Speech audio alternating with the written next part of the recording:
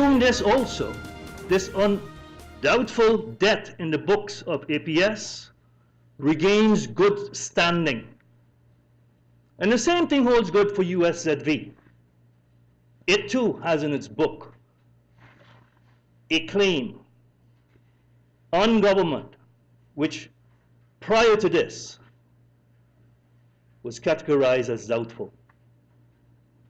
With the sale of the government building to USZV, which was also the same plan that the previous government had in trying to reduce the debt. With the sale of that building, immediately $22.5 million on the debt is paid down to USZV. And it no longer needs to worry about getting a fair and a certain return on its investment, because the monies that it invests in the government building, the lease payments by the government leasing the building back from them, gives them a fixed long-term return on investment of 6%, which in today's world, today's financial world, is a healthy rate of return compared to investing your capital on the stock market and being exposed to the roller coaster risks associated with that. Compare that with this fixed return. I said it's a win-win-win, because on the part of government, it pays off its debt. It gets rid of the instruction that the Kingdom Council of Ministers imposed on the St. Martin to balance its budget.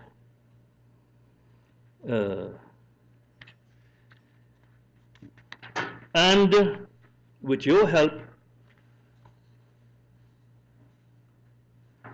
if this budget is passed, we would also have removed any kind of concern that it might be on the part of the CFT to approve the budget which we're asking Parliament to approve. The benefits are numerous. When I say they're numerous, if the budget is passed as presented, balanced and approved by CFT, St. Martin would get access to its capital budget. The rule is, if your budget is not balanced, you cannot borrow to make capital expenditures. Capital expenditures and investment on St. Martin, which last year could not take place because we didn't have a balanced budget, that if this budget, which is balanced, is approved, automatically you would have access to invest funds totaling some additional 55 million, because you have about 17 or 16 million remaining from 2014 that is available for investment. Another 17 million that has already been committed. But there's about 38 million new investments that you'll be able to make by obtaining the right to borrow. Now, this should not be poo-pooed in any way, and I'll tell you why. We're in for a hard time. In the third quarter of 2015, the GDP numbers shown for the United States dropped to 0.7%, while there were predictions before that the growth of the GDP in the United States would be about 3 to 4%. All of a sudden, a shock came with the revelation of the numbers of the third quarter of 2015, showing that it dropped to 0.7%. And the outlook going forward is that maybe the GDP growth in the United States will be about 1.5%. I make this comparison because, as we all know, if the United States sneezes, St. Martin catches a cold. So it's crucial that we obtain access to the capital expenditures budget and could borrow to invest, because that would balance things out substantially for St. Martin. In fact, it will contribute to a growth of GDP in St. Martin by investing that money. You'll be able to create new jobs, more jobs, give out more contracts, create economic activity, which we're going to need, and so doing, possibly expand our economy. And as you know, we've always been mentioning, and we were asked, what can we do to expand our economy? Approve the budget.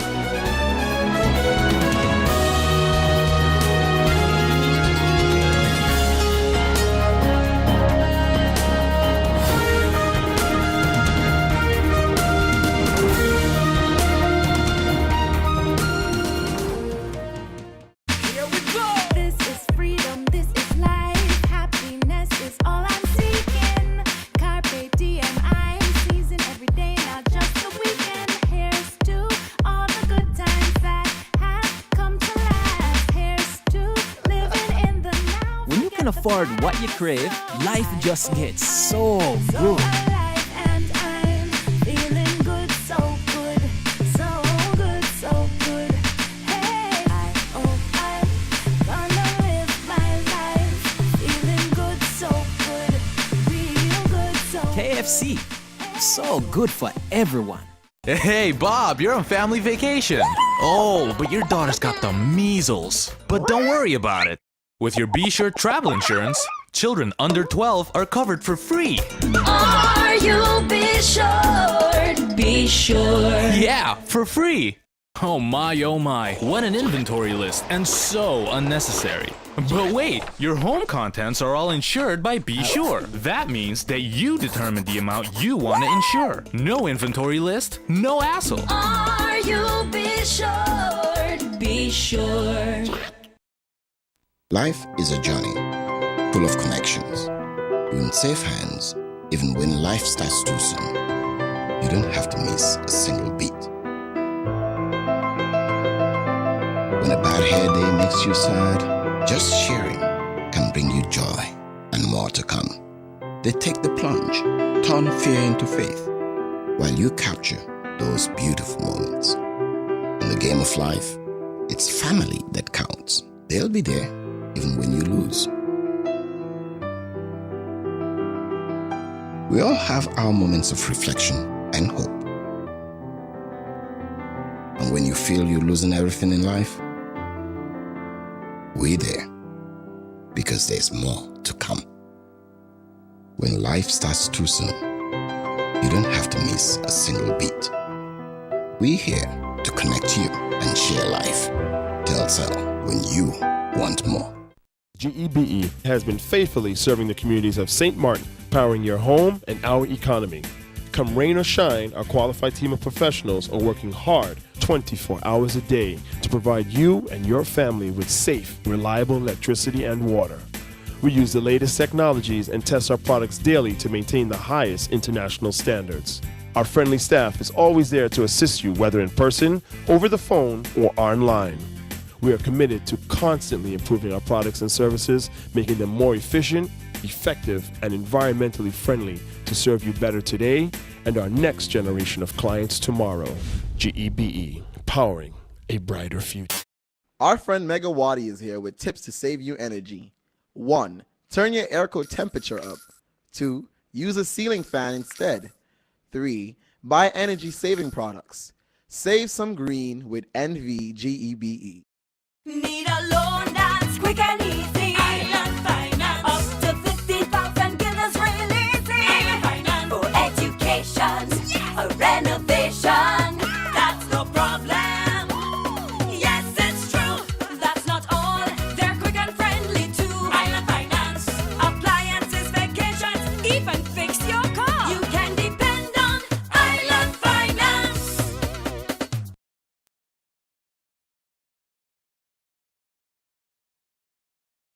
The camera project, which I have previously explained, the purchase of the Solomar building. This building will be used for realization of the shooting range for all uniformed services and a forensic lab and training facilities for the Justice Ministry. The completion of the renovation of the Fillsburg Police Station, the reconstruction of the entrance building of the prison and house and detention, the replacement of a part of the wall surrounding the prison in order to increase safety and security. These are the projects that have been prioritized. In conclusion, I would like to say the following. During my time in office, I have to take some decisions. Only taking decisions we can go forward. And there is a way of saying we cannot direct the wind, but we can adjust our sails. Albert Einstein once quoted, "We cannot solve our problems with the same thinking we used when we created them." So some decision gonna be taken. Our priorities within the ministry for the coming months or year, 2016, and the capital investments that we have planned. The vision of the ministry is summarized as follows: that we would be able to perform as a service-oriented arm of government, which would provide strategic leadership in the process of preparing an individual to become an independent thinking, productive, wholesome, useful, and valued member of our society. The mission, in order to achieve this vision, is formulated as to carry out the vision as previously described and ensuring the implementation of effective and efficient systems which promote and secure equal opportunities and access to quality education, recreation, social, cultural, and physical development for all the people of St. Martin. General objectives taken from the Organisatiebesluit AB 2010 number 6, the development and support of education, cultural, youth, and sports policies, the development of policies for the preservation of monuments and cultural heritage, the development of policies aimed at quality control, efficiency, and financial supervision of subsidized entities in education, sports, culture, and youth areas. As such, a strategic plan for 10 years has been established wherein our youth will thrive and reach their full potential to become active citizens with a sense of shared responsibility. We will ensure that there are ample opportunities for the people of St. Martin to be lifelong learners. We will safeguard our cultural identity by protecting and promoting tangible and intangible heritage, and we will actively participate in sports and other activities.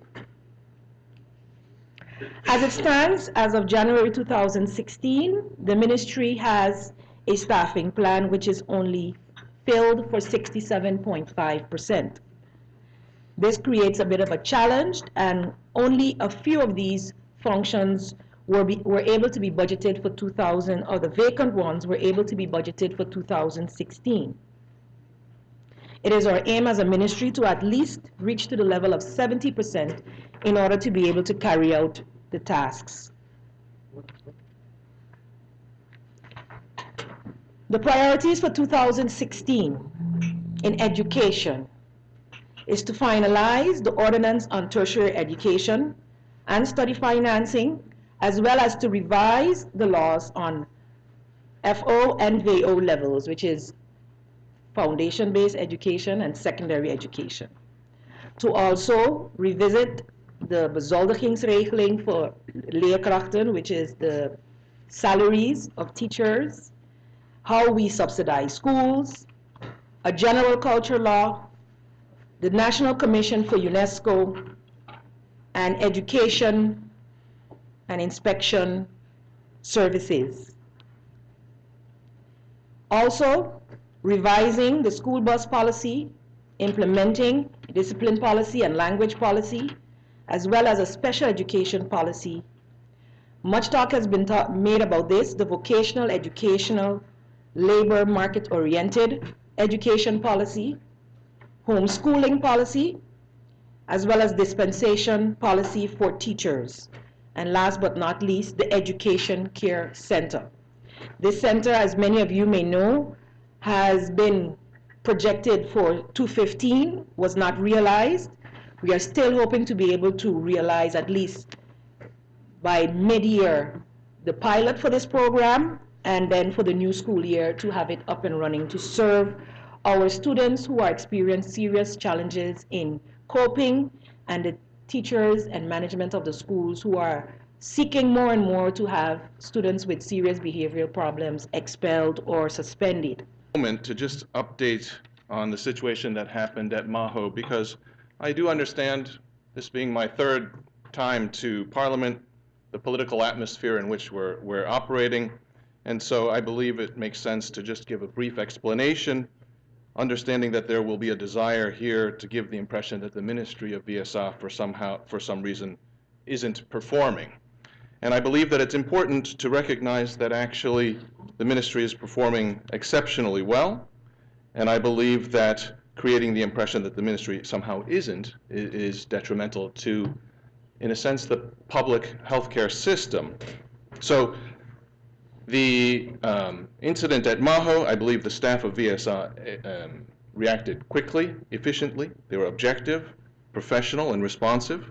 And first preliminary reports are that the food preparation facilities were in acceptable conditions, and this appears to be a gastrointestinal virus and not a result of poor handling in the kitchens. Thank you very much for the opportunity to present on behalf of the Ministry of VSA. Discussions on how to effectively and efficiently spend the people's money is certainly an important part of our democratic process. And for that, I really welcome the opportunity to be here and look forward to an intelligent and constructive conversation in the interests of the people. I applaud the efforts of the Minister of Finance. His task has been a difficult and I think at times a thankless job. No one wants to hear that there's not enough money to execute all of the projects that we'd like to, but certainly St. Martin must manage its resources in a manner that's befitting the resources that are actually available.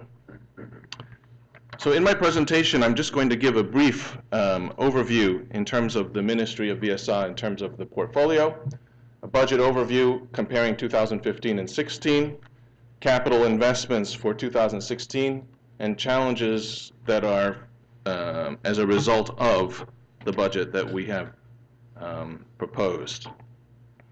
So within the Ministry of VSA, there's a number of external agencies, in particular the SLS, the SZV, and the to-be-established Water Authority. There are 3 policy departments as well. That's the Public Health, Social Development, and Labor Department. And in addition to this, there are 6 different executing agencies. So we have the inspectorate, and they handle food safety, water, drinking water, labor, pharmaceuticals, and daycare centers. And then within CPS, or Collective Preventive Services, there's actually a dental program, baby clinic, let's see what's here, baby clinic, vaccination program. There's also a neonatal section, and our mobile health services. And of course, we have here our disease controls, which includes fogging, and in particular, at this moment, very much focused on the mosquito breeding grounds and the possibility of dengue, chikungunya, and Zika present on the island.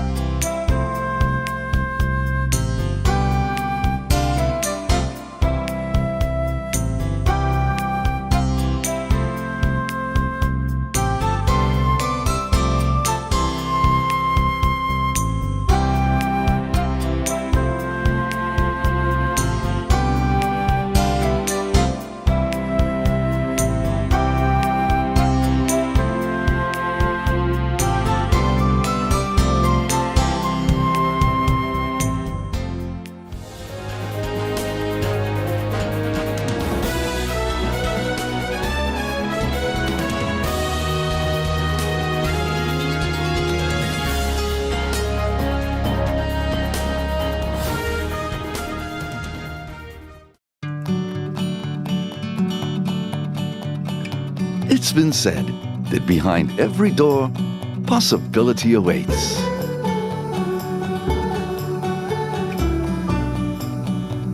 How much possibility depends on which door you open first. Every day, we help our customers discover the possibilities in their lives. It all starts with a conversation. Scotiabank. Discover what's possible.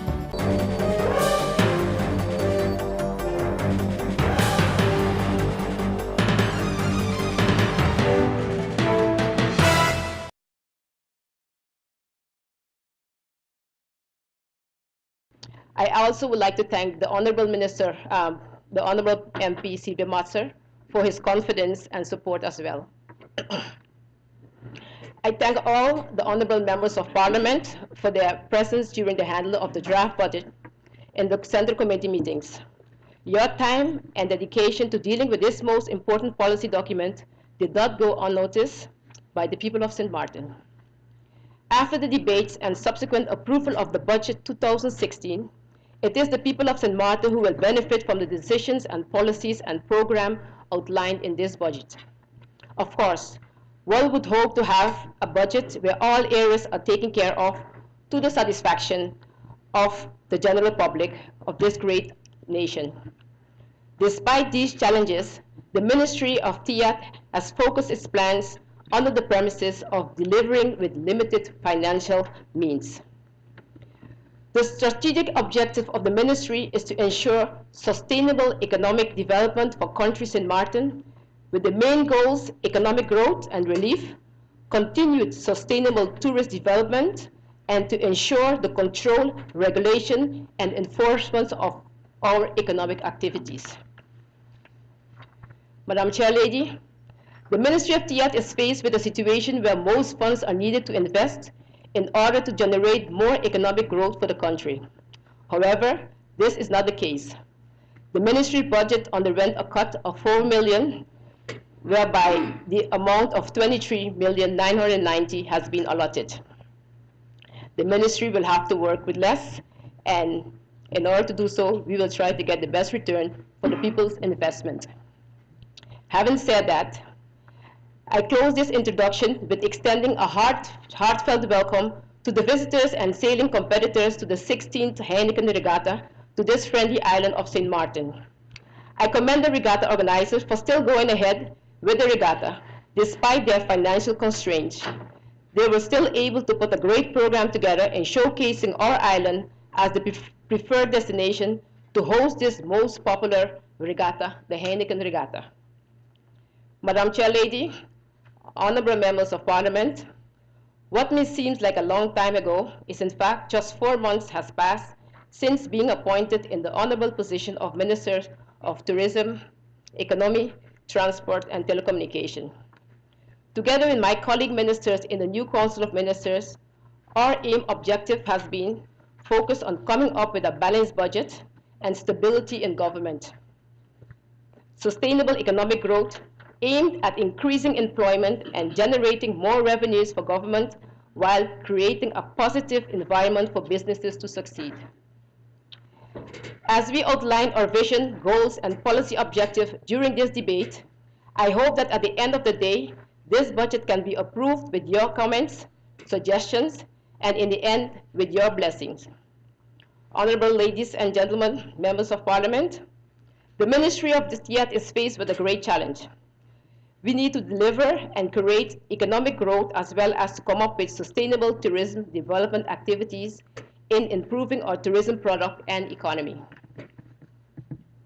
The reality facing this challenge is the fact that the ministry has since 2010 been faced with numerous changes of ministers, in total 4, and these changes of ministers came with a transition and learning period where no decisions were being made. I have made it clear to the ministry that our focus for the upcoming 8 months will be on continuity and to create sustainable tourism and economic development with the emphasis on quality rather than quantity.